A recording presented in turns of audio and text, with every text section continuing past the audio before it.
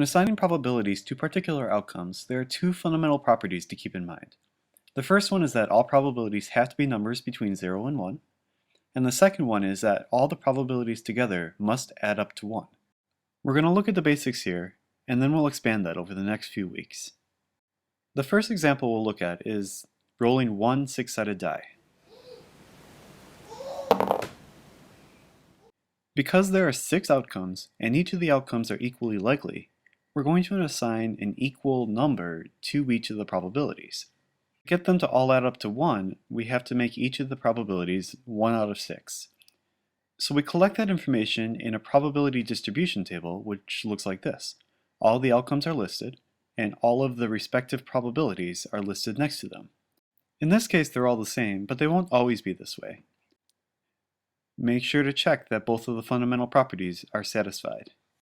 What would the probability distribution table of a 10-sided die look like? Once we have a probability distribution table, we can look at the probability of a particular event.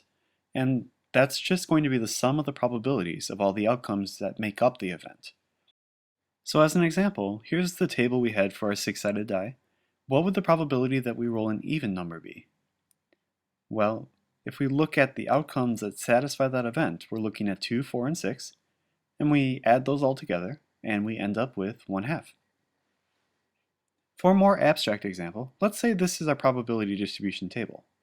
I don't know what the outcomes stand for, or what the probabilities stand for, but I do know that it satisfies our fundamental properties.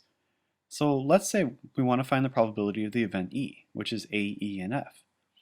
From the table, we pick out the outcomes that make up the event, and add their respective probabilities together. And that ends up with a probability of 0.35.